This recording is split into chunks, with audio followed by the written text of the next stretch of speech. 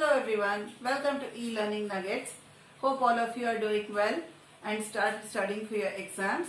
In this video series, as you know, we have been covering all the important topics for you all so that it will be a good revision for you to score well in your exams, upcoming exams. Today's topic I'm going to talk about nested for. In my previous video I told you about the working of the for loop. In this video I'm going to tell you about the working of the nested for. Nested for loop means a for loop within another loop is known as nested for loop. This is a little confusing for the beginners, but once you know how to analyze this loop, it becomes quite easy to analyze your programs, especially your pattern problems, your array problems which involve two for loops. You have to be very clear about the working of this loop. Let us start our lesson now.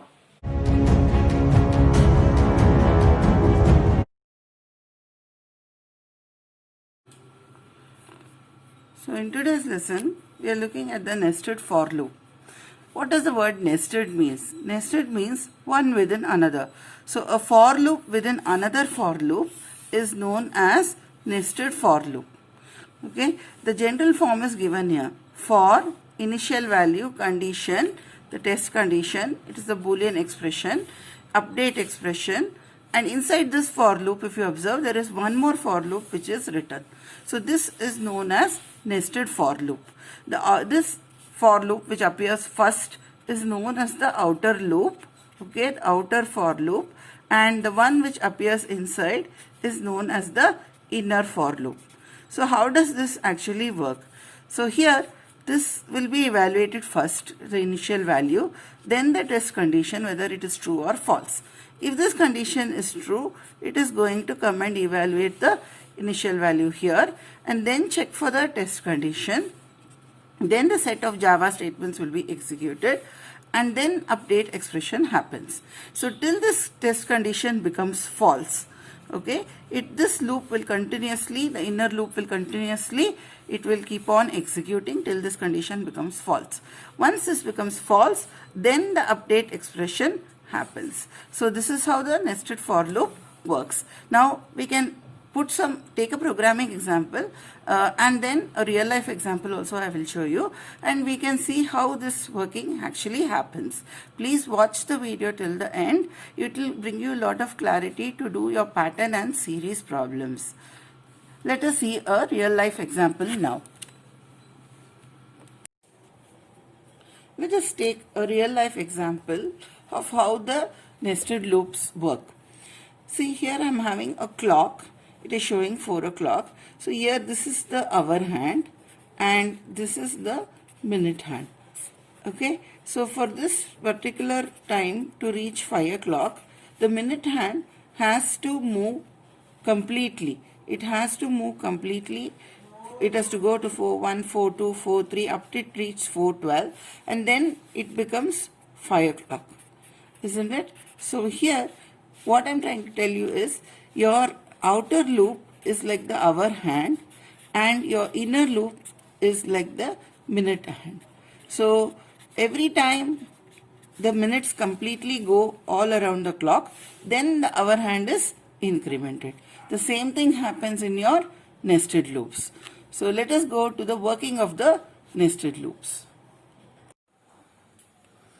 Now let us look at a programming example for the nested for loop.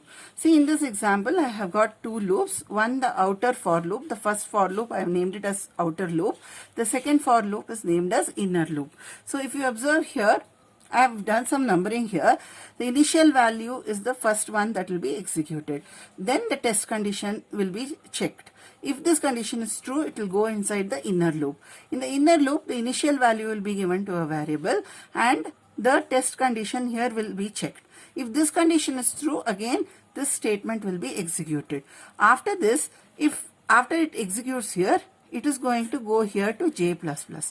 Here after it goes to J++, it is going to now after this again it is going to completely go through this for loop. See, for the simple working of the for loop I have done another video, you can check it out. Yes, so here this loop will be completely done till this condition becomes false, and after that it comes out, it comes here and then does the update. Okay, that is what I was telling about the clock example, wherein if you are going to have the clock, it goes, the minute hand goes completely and then the hour hand it reaches, again the minute hand keeps going. So here this inner loop keeps working again and again till this condition becomes false. Now let us look how this working happens. Okay, so here if you observe the same problem, the same program I have written here. So first it is I equal to 1.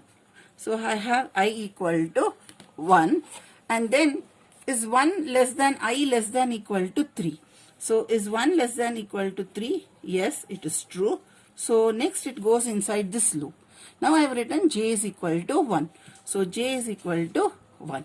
Is j less than equal to 3? Yes, again this is true. So it will come and print the value of j, which is equal to 1 here. So it is come and print 1. Okay, after that it is going to do j plus plus. So what is j plus plus? It is j is equal to j plus 1. So j plus 1 means in this case it will become 1 plus 1, it will become 2. So when this becomes 2, it is again going to come inside this loop. I told you this loop has to be completely done. So what it does? Now the value of j has become 2. So 2 is less than equal to 3. So it is going to print the value of j. Now if you observe here, I have not put println. Instead I have put print. What is the difference between print and println? Print will print on the same line. It is going to print in the same line. Whereas println means the cursor will go to the next line. Okay. So here this 2 will be printed next to this 1. Okay. So your output will come like this. 1 and 2. Okay. After it prints 2, it will come here. Again it will do j plus plus. So it will be 2 plus 1. It will be 3. So when it comes here, now j has become 3. Is 3 less than equal to 3? Yes, it is true. So it is again going to print 3. So the first row it is doing. I told you this is used for pattern problems. Okay. So after this, it finishes this. Now j will become 3 plus 1 equal to 4. It comes here. J is 4. 4 is not less than equal to 3. It is false. So the loop comes out. Okay. Now you see here it is system.out.println. So it is going to print one line here. So one line will be left. Okay. Now it is coming to the outer loop I plus plus. So I was initially how much? I was initially 1. So now I will become equal to I plus 1, that is equal to 1 plus 1, it will become 2. Okay. You understood this? It's very important. So now the value of I has become 2.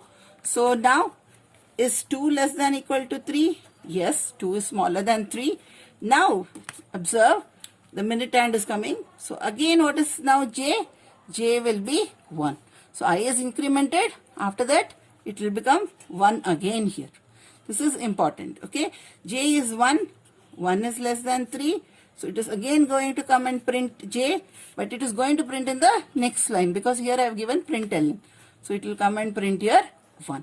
Again j will become 2. So here j will be 2. 2 is less than 3. It will print 2 here. Again j will become 3. J is equal to 3. 3 is not less than 3 but equal to 3. It will print 3. You understood this? So again what is going to happen? Here we will have I is equal to I plus 1. Now here it is 2. So 2 plus 1 I will become 3. So now I is equal to 3. 3 is less than equal to 3. So again what is going to happen? J is going to be 1. J equal to 2. J equal to 3. It is going to print this pattern 1, 2 and 3 for you. You are able to understand how this pattern is being printed? This is very important. Okay. Now what happens here?